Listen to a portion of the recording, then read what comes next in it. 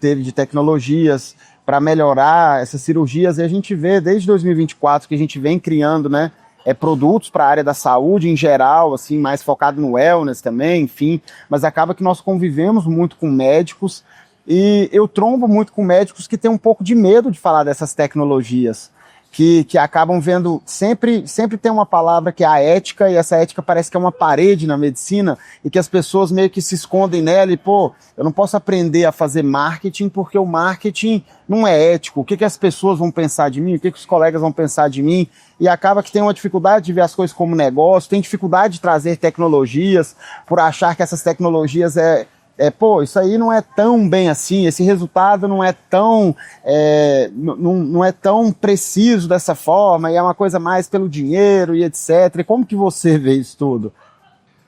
Olha, Tom, não é fácil. Você ser pioneiro, você ser inovador não é fácil, porque nós vivemos numa medicina muito tradicional.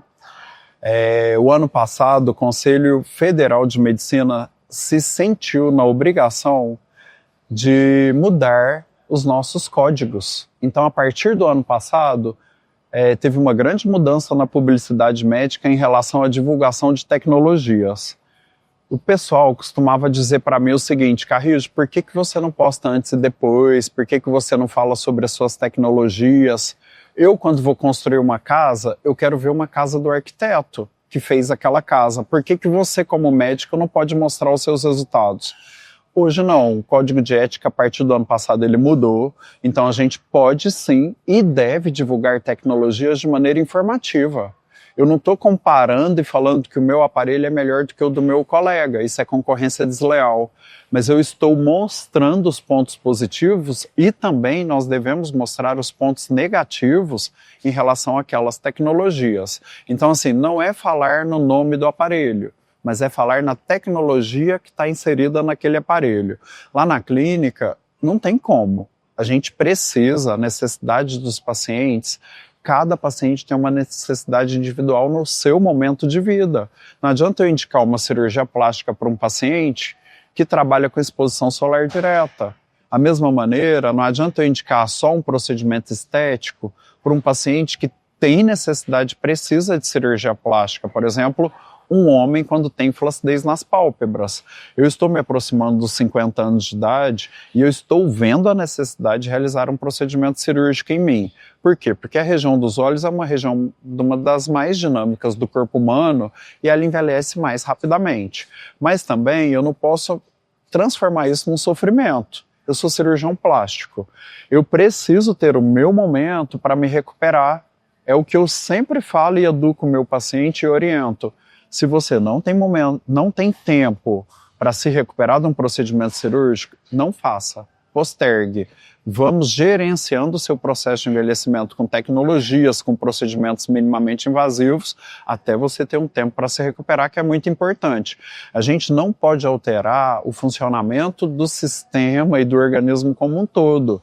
A cirurgia plástica ela tem que ter sempre um impacto positivo na saúde física e mental do paciente, aliando as atividades diárias, a alimentação saudável, a prática de utilizar bloqueador solar diariamente, não se exceder na ingestão de bebida alcoólica, abortar o tabagismo da sua vida. Então, é uma coisa muito mais integral, que você tem que valorizar o indivíduo e saber o momento certo para indicar tal procedimento, seja cirúrgico ou não cirúrgico.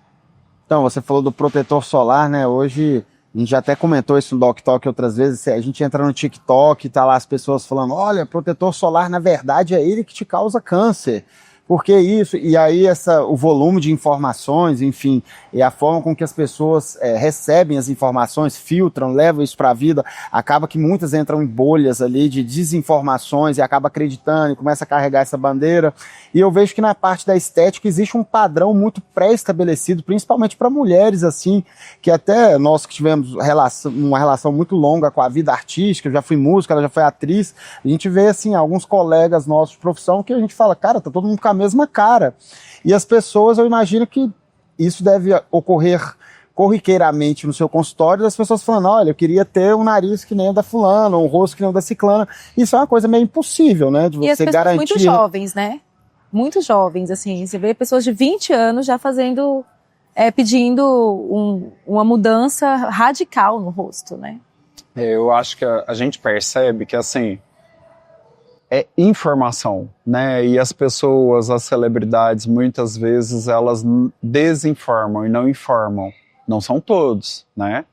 Mas a gente tem, sim, pessoas que trazem notícias que não são verídicas. A gente tem muita desinformação na medicina, porque a medicina sempre foi e sempre será polêmica. A gente está falando de saúde. Saúde tem dois extremos, vida e morte, né? A religião aborda esses assuntos de uma maneira e a medicina aborda de outros. Então, eu acho que, assim, o principal, o mais interessante para as pessoas não é quererem se transformar, mas é quererem se valorizar.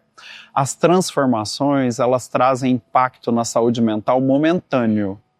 Quando você se valoriza, esse é o impacto definitivo. Então eu sempre trago, né, como princípio, como missão, como objetivo da clínica e dos colaboradores e parceiros da clínica, que a gente precisa valorizar os pacientes e não transformar os pacientes. Mas eu tenho pacientes que necessitam ou desejam de transformações? Tenho. Você respeita? Depende. Eu acho que a minha experiência me trouxe, né, hoje, com 17 anos de cirurgia plástica, é muito mais fácil para mim falar não do que de um cirurgião plástico que está no primeiro ano de formação. No primeiro ano de formação, a gente não tem uma gama de pacientes tão grande, a gente não tem uma estrutura tão bem montada, e às vezes, sim, eu não vou falar que nunca cedi, eu já cedi a solicitação de uma paciente, mas eu me arrependi de ter cedido.